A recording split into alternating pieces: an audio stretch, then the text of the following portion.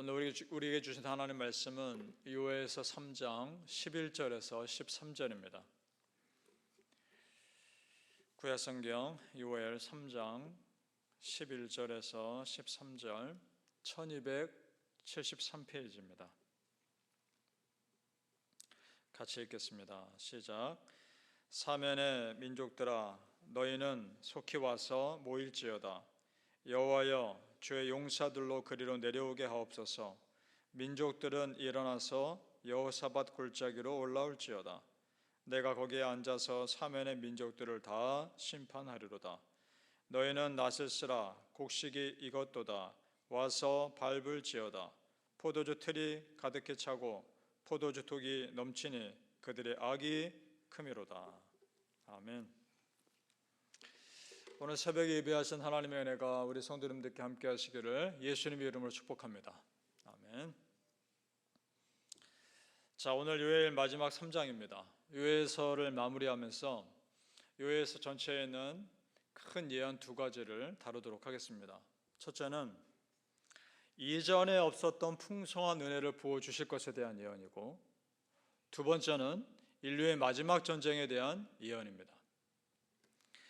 먼저 신실한 믿음의 사람에게 이전에 없던 폭발적인 은혜를 부어주실 것을 말씀하는데, 그것은 2장에 나옵니다.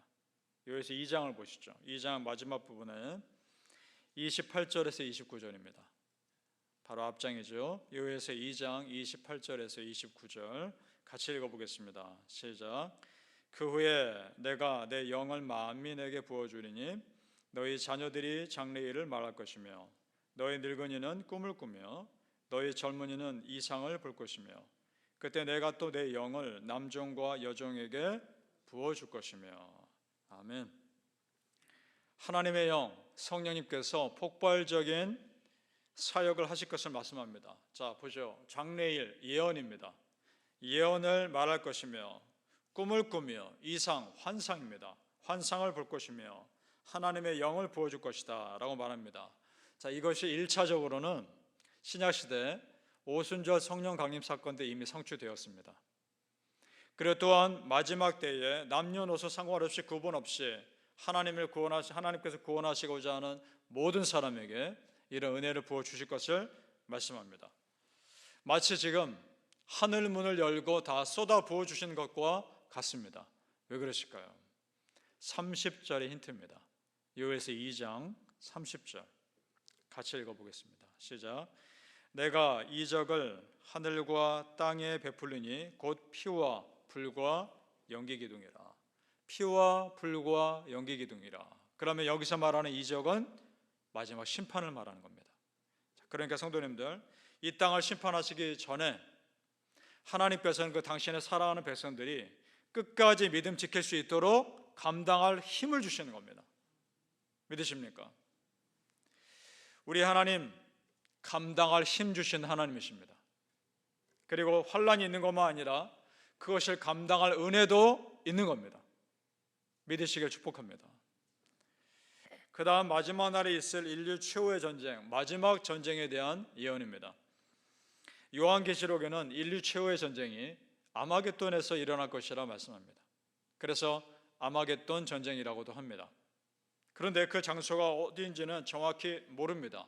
그저 그 음을 따서 아마도 무깃도 주변에 있는 평야이지 않을까 추측할 뿐입니다. 무깃도 평야일 것으로 추측합니다. 그건 굉장히 넓은 평야가 있거든요. 자, 계시록에 보면 귀신들이, 어둠의 영들이 세상 통치자들을 미혹해서 세상의 온 군대를 그 아마겟돈으로 모으는 내용이 나옵니다. 요한계시록 16장 14절과 16절을 제가 읽겠습니다. 그들은 귀신의 영이라 이적을 행하여 온 천하 왕들에게 가서 하나님 곧 전능하신 이의 큰 날에 있을 전쟁을 위하여 그들을 모으더라. 새 영이 히브리어로 아마겟돈이라 하는 것으로 왕들을 모으더라. 이것이 인류 마지막 전쟁입니다. 그 마지막 전쟁에서 하나님의 심판하시는 내용이 나옵니다. 그런데 성도님들, 오늘 요엘서에는 아마겟돈이란 말이 안 나옵니다. 대신에 어떤 말이 나오느냐? 여호사밧 골짜기라고 나옵니다. 이 골짜기로 세상의 모든 나라들이 모이라는 겁니다. 나 여호와가 심판할 것이다 라고 말합니다. 의미상 아마겟돈 전쟁, 바로 그 마지막 전쟁입니다. 자, 그런데 아마겟돈이라는 단어가 안 나온단 말이죠. 우리 요엘서 3장 12절 말씀, 우리 조금 전에 읽었죠. 제가 다시 한번 읽어보겠습니다. 민족들은 일어나서 여호사밧 골짜기로 올라올지어다. 내가 거기에 앉아서 사면의 민족들을 다 심판하리로다. 아멘. 자, 그렇다면 서로는 다른 장소일까? 아닙니다. 마지막 전쟁에 있는, 마지막 심판이 있는 똑같은 장소입니다. 왜 그런데 다른 이름이 나올까? 자, 이것은 이렇게 혼동하는 이유는 이스라엘 역사에서 여호사밧 왕이 싸운 전쟁과 관련이 있습니다. 이름이 같죠. 여호사밧 왕이 역대하 20장에 보면 한 골짜기에서 이방 연합군과 싸웁니다. 그때 하나님이 이상한 명령을 하십니다. 네가 싸우러 나갈 때 군인을 앞세우지 말고 찬양대를 앞세워라, 성가대를 앞세워라, 이렇게 말합니다. 이상하지 않습니까? 그런데 그 이상한 명령에도 불구하고 순종했을 때 어떤 일이 일어났냐? 이방 연합군들끼리 자기들끼리 싸웁니다. 그래서 그 전쟁에서 여호사밧 왕이 큰 승리를 거두죠. 그래서 학자들이 추측하는 겁니다. 아마도 그 여호사밧 골짜기가 마지막 전쟁이지 않을까라고 추측하는 겁니다. 그런데 어디까지나 추측입니다. 왜 그런데 다른 장소인 것처럼 보이냐 말입니다. 자, 실제로 그 여호사밧 왕이 싸운 전쟁에서 이긴 그 골짜기는 말 그대로 굉장히 좁은 골짜기입니다. 많은 군대가 모일 수 있는 넓은 곳이 아니란 말입니다. 그러면 물리적인 장소가 아닌 것이죠. 이것이 무슨 의미일까? 여호사밧이라는 그 말의 뜻이 있습니다. 여호사밧이라는 뜻은 여호와께서 심판하신다라는 뜻입니다. 그러니까 여호사밧 골짜기는 여호와께서 심판하시는 골짜기라는 뜻입니다. 그러니까 하나님이 지금 요엘서에 나오는 이 말은 여호와 하나님께서 심판하시는 곳으로 다 모이라 이 말입니다. 요한계시록에 나오는 아마겟돈 그곳입니다. 의미상 여호사밧 골짜기라는 곳이죠. 그래서 14절에 이런 말씀하고 있는 겁니다. 오늘 3장 14절 같이 읽어보죠. 14절입니다. 시작. 사람이 많으며 심판의 골짜기에 사람이 많으며 심판의 골짜기에 여호와의 날이 가까우면이라. 아멘. 그래서 이 말하고 있는 겁니다. 자, 그런데 성도님들, 지금 아마겟돈이냐 여호사밧 골짜기냐 그곳이 어디냐 그게 중요한 것이 아닙니다. 중요한 것은 마지막 전쟁이 있을 것이고 하나님의 심판이 임할 것이 중요한 것이며, 더 중요한 것은 그 마지막 끝날까지 우리의 믿음 온전하게 지키는 것, 그것이 더 중요한 것입니다. 믿습니까? 인류의 최후의 전쟁의 마지막이 있을 것인데 끝까지 믿음 지키는 것, 그것이 중요한 겁니다. 사랑하는 성도님들, 우리를 미혹하는 이 세상 연들로부터 여러분의 신실한 믿음 끝까지 지킬 수 있기를 예수님의 이름으로 축복합니다. 아멘. 자, 이 세상을 살아가는 우리에게 우리가 분명히 가지고 있어야 할 확신이 있습니다. 그것은 뭐냐? 마지막 심판의 때 그동안 우리를 괴롭혀왔던 사단의 세력이 반드시 무너질 날이 올 것이라는 것, 완전히 무너질 날이 올 것이라는 것, 그 한 가지와 또 하나는 황폐했던 모든 것들이 완전하게 회복될 날이 반드시 올 것이라는 것, 그 한 가지입니다.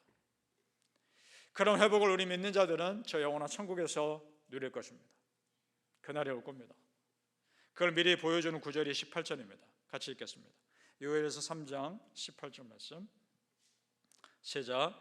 그날에 산들이 단 포도주를 떨어뜨릴 것이며 작은 산들이 젖을 흘릴 것이며 유다 모든 시내가 물을 흘릴 것이며 여호와의 성전에서 샘이 흘러나와서 시딤 골짜기에 되리라. 아멘. 메말랐던 산들이 열매를 맺는 겁니다. 황폐했던 산들의 생명의 샘이 흐르는 겁니다. 시딤 골짜기에 되리라. 이 말은 시딤 나무가 있는 골짜기인데, 시딤 나무는 성경에서 조각목으로 번역되는 그런 나무입니다. 아카시아과에 있는 나무입니다. 겉으로 보기에 참 볼품없고 광야에 홀로 서 있는 그런 나무들입니다. 그런 나무들에게까지 생명샘이 흐른다는 겁니다. 무슨 말씀이냐? 성도님들, 우리 하나님의 회복은 완전한 회복입니다. 그것을 말씀하는 겁니다. 그리고 여호와의 성전에서 샘이 흘러나온다고 말합니다. 이 회복의 샘물, 생명샘이 어디서 나오는가? 여호와의 성전에서 흘러나오는 겁니다. 그러니까 진정한 회복의 근원은 하나님이십니다. 그리고 하나님께 예배할 때 회복이 시작되는 것입니다. 이 말씀 의지해서 소망이 생기는 겁니다. 천국 가서만 우리가 그런 생명샘의 회복을 누릴 것이 아니라 지금 우리가 드리는 하나님께 드리는 예배 가운데서도 그런 은혜가 흘러나오기를 소망하는 겁니다. 우리가 매주 드리는 예배 가운데 진정한 치유와 육신의 질병에 고침받는 역사가, 마음의 상처가 치유받는 역사가 일어나기를 간절히 소망하는 겁니다. 그런 은혜가 있기를 바라고 소망합니다. 우리 성도님들, 예배할 때 찬양하고 말씀 듣고 기도하는 가운데 여러분 마음의 모든 고민들이 다 위로받는 은혜가 있기를 축복합니다. 마음의 상처가 치유받고 여러분 육신의 질병에 고침받는 은혜가 있기를 예수님 이름으로 선포합니다. 하나님은 당신의 백성들 사정을 다 아십니다. 나 몰라라 하시는 분이 아닙니다. 다만 하나님의 회복의 때를 기다리시는 겁니다. 그래서 하나님의 때가 되었을 때 한 번에 다 갚아주시는 은혜가 있다는 겁니다. 우리 21절 같이 했습니다. 21절 말씀 시작. 내가 전에는 그들의 피 흘림 당한 것을 갚아주지 아니하였거니와 이제는 갚아주리니 이는 여호와께서 시온에 거하심이니라. 아멘. 자, 생각해 보세요. 하나님은 당장이라도 말씀 한마디로 저 어둠에서라도 다 물리칠 수 있습니다. 당장이라도 우리를 끌어내실 수 있단 말입니다. 그런데 그렇게 안 하셨습니다. 왜 그러셨느냐? 나 스스로 하나님을 선택하고 나 스스로 믿음의 삶을 살고 결단하기를 기다리신 겁니다. 그런 믿음의 인격적인 은혜가 나에게 있기를 기다리신 겁니다. 그 하나님을 우리가 선택하고 십자가를 선택한 믿음의 사람들에게 은혜로 갚아주실 때가 반드시 올 것입니다.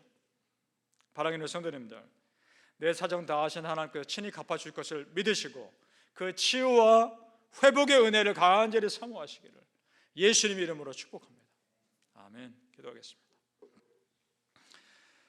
아버지 하나님, 마지막 때가 올 것이고 마지막 전쟁이 임할 그때가 올 것인데 그때가 우리가 살아있는 동안에 온다면 끝까지 믿음 지키는 은혜의 사람들 다 되게 하여 주시옵소서. 아버지 하나님의 은혜의 때가 언제 올지 모르나 그때까지 내 믿음 순수하게 지키는 은혜의 사람들이 되게 하여 주옵소서. 어린아이 같은 믿음을 갖게 하여 주옵소서. 천국을 사모하게 하여 주옵소서. 우리가 드리는 예배 가운데 치유와 회복의 역사가 일어나게 하여 주옵소서.